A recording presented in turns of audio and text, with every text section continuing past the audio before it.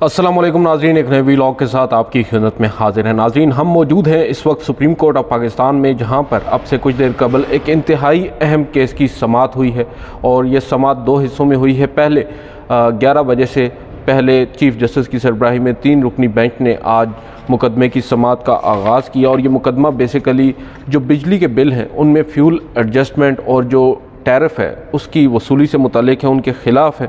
और Lahore high court ने एक फ़ैसला दिया था, सिंगल बेंच ने, जस्टिस बाकिर नजफ़ी ने, और उस फैसले में उन्होंने जो इजाफ़ी टैरिफ है और फ्यूल एडजस्टमेंट है उसकी रकम ना लेने का फ़ैसला सुनाया। ताहम उस फैसले के ख़िलाफ़ जो मुख्तलिफ़ बिजली की कंपनियाँ हैं, जो तरसीलकार कंपनियाँ जिनको हम कहते हैं, पेपको, फेस्को और गेपको और मेपको, मुख्तलिफ़ जो IESCO समेत मुख्तलिफ़ कंपनीज़ ने यहाँ पर 1090 दरख्वास्तें दायर की थी। वो केस इंतहाई अहम नोयत का ये केस है और आम शहरी जो है इससे मुतासर होगा, उसके बारे में आपको बताएंगे। इसके अलावा आज बिल आखिर चीफ जस्टिस ऑफ पाकिस्तान ने एक हुक्मनामा जारी कर दिया है और ये बेसिकली हुक्मनामा अब से कुछ देर कबल जारी किया गया है।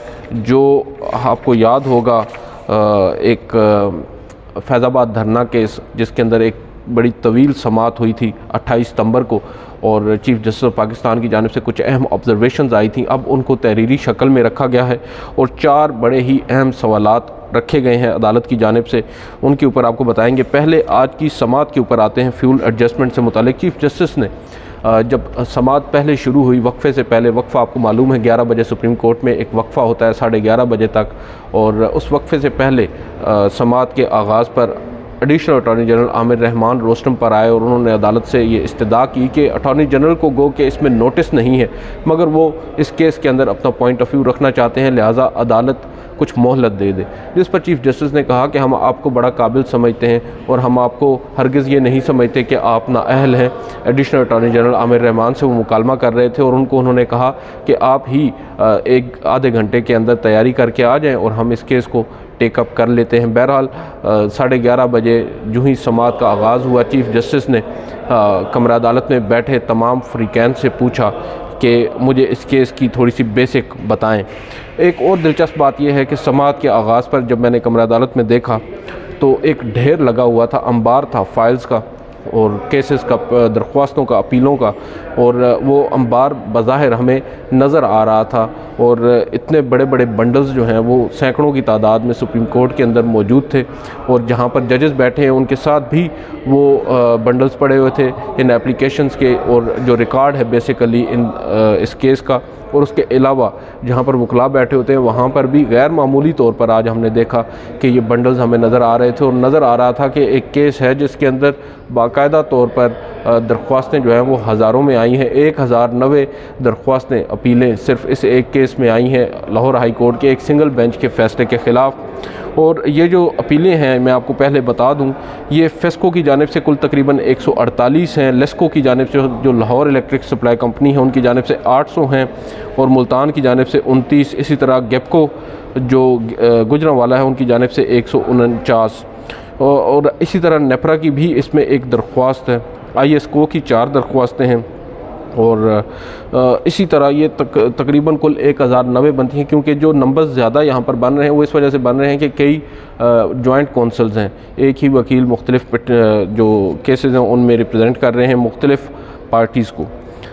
तो ये जब चीफ जस्टिस को बताया गया, वकार शेख साहब एक वकील हैं, मुनव्वर इस्लाम साहब, मलिक रफ़ीक, सलमान मंसूर, उमर असलम ख़ान और फैसल खुर्शीद, इन तमाम ने जो पिटीशन फ़ाइल कर रखी हैं इस केस के अंदर। और उसके बाद चीफ जस्टिस ने इनसे पूछा कि पहले हमें ये बताएं कि कौन दलाइल का आगाज़ करेगा। उस पर चीफ जस्टिस ने ये कहा कि आज हमने जो आपकी वो एडिशनल अटॉर्नी जनरल हैं उन्होंने, क्योंकि एक मौके के ऊपर बात ये हुई कि वीडियो लिंक के ज़रिए ख्वाजा तारिक रहीम वो भी मौजूद थे, उन्होंने अदालत से कहा कि अभी तक नोटिसेस जो हैं वो मौसूल नहीं हुए, क्योंकि जब चीफ जस्टिस ऑफ पाकिस्तान ने ये पूछा कि क्या इंट्रा कोर्ट अपील फ़ाइल हुई थी इस फैसले के ख़िलाफ़। इंट्रा कोर्ट अपील वो होती है जो किसी भी हाई कोर्ट का जो फ़ैसला होता है उस फैसले के ख़िलाफ़ हाई कोर्ट में ही दायर की जाती है, मगर यहाँ पर उन्होंने पूछा क्या इंट्रा कोर्ट अपील दायर किए बगैर डायरेक्टली सुप्रीम कोर्ट में आए हैं, तो उस पर ख्वाजा तारिक रहीम ने कहा कि बिल्कुल जो इंट्रा कोर्ट की रेमेडी है वो अवेल नहीं की गई, इस वजह से ये दरख्वास्तें काबिल समात नहीं हैं।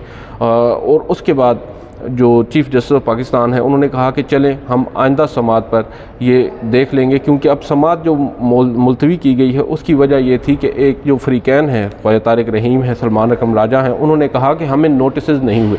अब कोई भी केस सुप्रीम कोर्ट में आता है तो पहली समात पर जो फ्रीकैन होते हैं, जो रिस्पोंडेंट्स होते हैं, उनको अदालत नोटिस करती है, क्योंकि पटिशनर्स को तो ऑलरेडी मालूम होता है, उनकी दरख्वास्तें होती हैं। रिस्पोंडेंट्स जो होते हैं उनके ख़िलाफ़ केस होता है और उन्होंने फिर उस केस के अंदर अपना जवाब तैयार करना होता है अदालत के सामने, और केस तैयार करना होता है। उसके लिए उनको पहले नोटिस भेजा जाता है अदालत की जानिब से, और नोटिस मिलने के बाद उनको वक्त दिया जाता है कि वो अपना केस तैयार कर सके।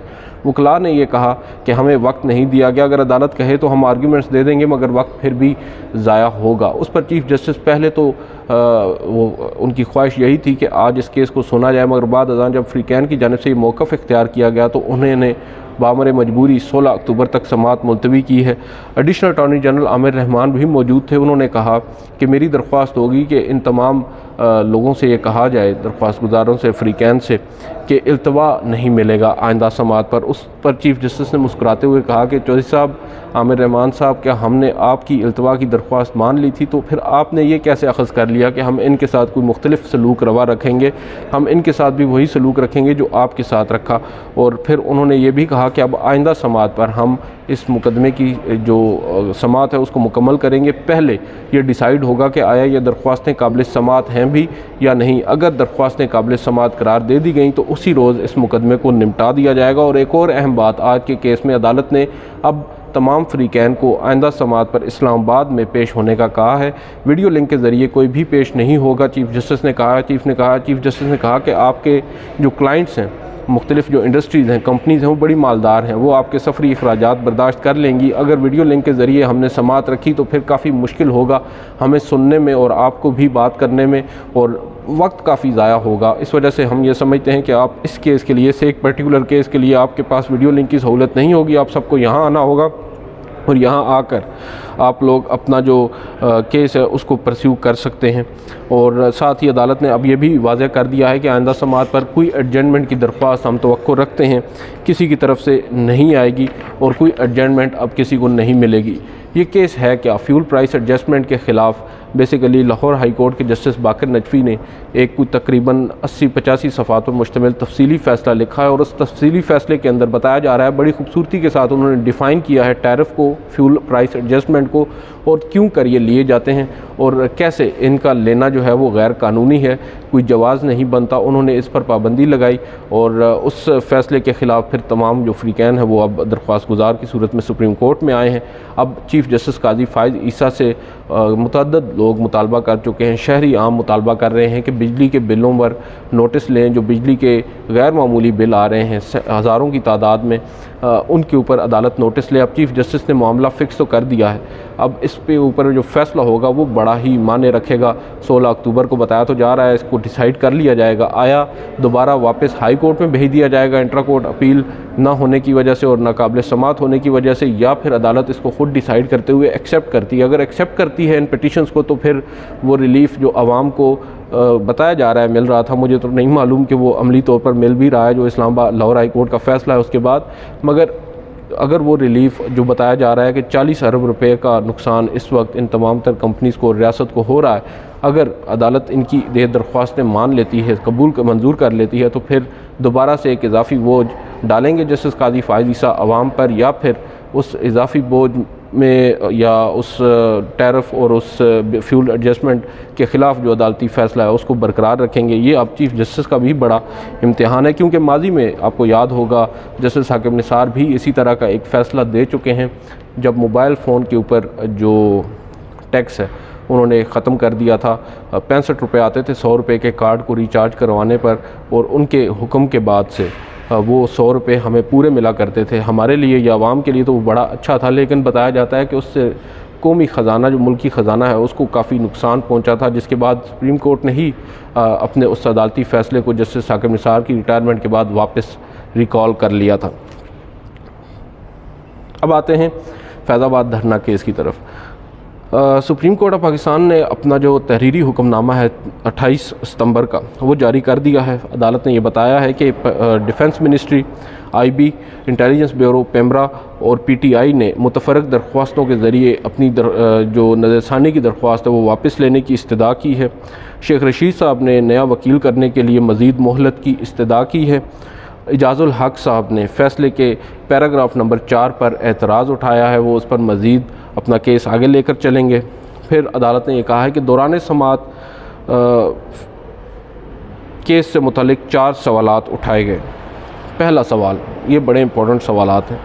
तवील वक्त गुज़रने के बावजूद, तवील अरसा गुज़रने के बावजूद नज़रसानी दरख्वास्तें समाअत के लिए क्यों मुकर्रर नहीं हुई? अब यहाँ पर अकाउंटेबिलिटी है सुप्रीम कोर्ट की अपनी, कि सुप्रीम कोर्ट ने क्यों कर इन दरख्वास्तों को समाअत के लिए मुकर्रर नहीं किया। और ऑब्वियसली हदफ होगा जस्टिस काजी फायज़ ईसा का यहाँ पर उनके जो प्रेडिसेसर्स रहे हैं, जस्टिस उमर बंदयाल, जस्टिस गुलजार अहमद और जस्टिस आसिफ सईद खोसा साहब। और हमें मालूम है कि उन तीनों चीफ़ जस्टिस साहिबान के साथ चीफ़ जस्टिस की भी नहीं बना करती थी। खैर, फॉर सर्टन रीज़न्स वो दरख्वास्तें समाअत के लिए मुकर्रर नहीं हुई और चीफ़ जस्टिस चाहते हैं कि उस क्वेश्चन को भी एड्रेस किया जाए। उसके बाद उन्होंने कहा कि दरख्वास्तें वापस लेने के लिए एक साथ मुतफरक दरख्वास्तें क्यों दायर की गईं। इस सवाल का भी जवाब होना चाहिए कि क्यों कर नज़रसानी दरख्वास्तें पहले दायर की गईं और फिर एक साथ मुतफरक दरख्वास्तें दायर करके, यानी सिविल मिसलेनियस अपील्स फ़ाइल करके अदालत से अब अपनी रिव्यू पिटिशंस वापस लेने के लिए या विड्रॉ करने के लिए इस्तदा की जा रही है। फिर उन्होंने एक और बड़ा अहम सवाल उठाया, जो हमारे पाकिस्तान का जो हुकूमती स्ट्रक्चर है या बेसिकली पूरा निज़ाम है, उसके ऊपर ही क्वेश्चन मार्क है। वो ये कह रहे हैं कि आइनी और कानूनी इदारों का, यानी कॉन्स्टिट्यूशनल और जो स्टैट्यूटरी बॉडीज़ हैं, उनका दरख्वास्तें वापस लेने का फ़ैसला क्या आज़ादाना है? अब ये देखें, ये एक थप्पड़ है, ये हमारे पूरे जो एक निज़ाम है हमारे पाकिस्तान का, उसके ऊपर कि सुप्रीम कोर्ट ऑफ पाकिस्तान को ये पूछना पड़ रहा है कि क्या जो इदारे हैं आइनी या फिर कानूनी इदारे हैं, स्टैट्यूटरी बॉडीज़ हैं, आइनी इदारा तो इलेक्शन कमीशन हो गया, स्टैट्यूटरी बॉडीज़ जो नीचे मुख्तलिफ जो हुकूमत के मातहत महकमे हैं उनमें तो मुसल्लह अफ़वाज भी आती हैं, तो क्या उन लोगों ने ये जो आज दरख्वास्तें वापस लेने का फ़ैसला किया है ये आज़ादाना तौर पर किया है? अब इस सवाल का जवाब ऑब्वियसली कमरा अदालत में खड़े होकर तो वकला ने यही कहा था। अब इसमें तहरीरी शक्ल में अगर वो जवाब देते हैं तो वो क्या जवाब देते हैं? फिर उन्होंने एक और सवाल पूछा, उन्होंने कहा क्या सुप्रीम कोर्ट के 2019 के फैज़ाबाद धरना फ़ैसले पर अमल दरामद हो गया? क्या उस फैसले पर अमल दरामद हुआ है जो हमने 2019 में दिया था? इस बात का हम पहले भी कह चुके हैं, उस रोज़ भी दौरान समाअत ये सवाल उठाया गया था, मगर इस तरह नहीं उठाया गया था। आज तो बाकायदा तौर पर तहरीरी शक्ल में चीफ़ जस्टिस ऑफ पाकिस्तान ने ये सवाल पूछा है और ये सवाल होना भी चाहिए कि क्या उस अदालती फ़ैसले पर जो 4 साल पहले दिया गया था उस पर अमल दरामद हो गया है? अगर अमल दरामद नहीं हुआ तो उसकी वजह क्या है? क्योंकि नज़रसानी दरख्वास्तें भी विड्रॉ कर ली गई हैं।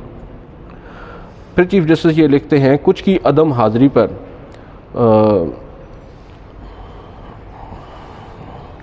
जी हाँ, चीफ़ जस्टिस ये लिखते हैं कि कुछ की अदम हाज़िरी पर, यानी कुछ दरख्वास्त गुज़ारों की अदम हाज़िरी पर हम उन्हें एक और मौका देते हैं, एक और मौका उनको दिया जाता है। और कुछ ने ये बता रहे हैं चीफ़ जस्टिस के अवामी सतह पर ये कहा कि उन्हें मालूम है 2017 में क्या हुआ था और उनका ये कहना है कि अदालत ने उनको नहीं सुना, उस वक्त उनके मौक़िफ़ को नहीं सुना। अब यहाँ पर चीफ़ जस्टिस का इशारा गालिबन अबसार आलम साहब की जानिब है, जो माजी में चेयरमैन पेमरा भी रह चुके हैं, और मुख्तलिफ़ ऐसे लोगों की जानिब है जो मुख्तलिफ़ TV चैनल्स पर या YouTube पर इंटरव्यूज़ के दौरान ये बातें कहते आ रहे हैं, अब भी कह रहे हैं कि हमें नहीं उस वक्त सुना गया, अगर हमें बुलाते तो हम बताते कि उस वक्त निज़ाम हस्ती पाकिस्तान का जो निज़ाम है वो चला कौन रहा था। अब तो बेसिकली ये बात कहना जो है उस पर ऑब्वियसली चीफ़ जस्टिस का भी ये पूछना बनता है कि हमने आपको कब कहा कि आप हमारे पास ना आएँ? अब आप आकर ये कह रहे हैं कि हमें सुना नहीं गया। आप उस वक्त कहाँ थे? उस वक्त ख़ुद क्यों नहीं अदालत में? आगे वो ख़ुद लिख रहे हैं कि हमने जो ये जो मौक़िफ़ अपनाया जा रहा है जिन लोगों की जानिब से, वो शायद पैराग्राफ 17 से नाबालिग हैं जो अदालती फ़ैसला था 2019 का, क्योंकि पैराग्राफ 17 के होते हुए उनका ये मौक़िफ़ जो है हैरान कुन है। अदालत का ये कहना है जिसमें अदालत ने ये कहा था कि कोई भी फ़रीक तहरीरी तौर पर अपना मौक़िफ़ पेश कर सकता है। ये अदालत ने उस फ़ैसले के अंदर लिखा था और कहा था कि कोई भी फरीक तहरीरी शक्ल में अपना मौक़िफ़ हमें पेश कर सकता है, जो कि किसी ने भी नहीं किया। उस वक्त हालात मुख्तलिफ थे, उस वक्त हमारी इस्टेब्लिशमेंट भी मुख्तलिफ थी, उस वक्त हुकूमत भी मुख्तलिफ थी। तो अब जाकर सब अच्छा अगर हो गया है तो उस वक्त क्यों कर सब खामोश थे। चीफ़ जस्टिस ये लिखते हैं अपने फ़ैसले में कि अटॉर्नी जनरल ने कहा कि फ़ैसला महदूद वक्त के लिए था, लिहाजा दायरा इख्तियार को वसी नहीं किया जाना चाहिए। यानी चीफ़ जो अटॉर्नी जनरल फॉर पाकिस्तान हैं वो ये समझते हैं क्योंकि ये अब फास्ट एंड क्लोज ट्रांजैक्शन हो चुकी है, फ़ैसला आ चुका है और 4 साल गुजर चुके हैं। उस वक्त हालात भी मुख्तलिफ थे, उस वक्त फ़रीक़ैन भी मुख्तलिफ थे, अब वो लोग मौजूद भी नहीं हैं। लिहाजा इस केस को अब मज़ीद आगे नहीं लेकर चलना चाहिए, इसमें मज़ीद इसका जो दायरा इख्तियार है उसको वसी नहीं करना चाहिए। देखते हैं इस पर अब चीफ़ जस्टिस क्या मामलात को आगे लेकर चलते हैं। 1 माह के लिए समाअत को मुलतवी किया गया है और अब आइंदा समाअत पर क्या कुछ होगा ये बड़ा इंटरेस्टिंग होगा।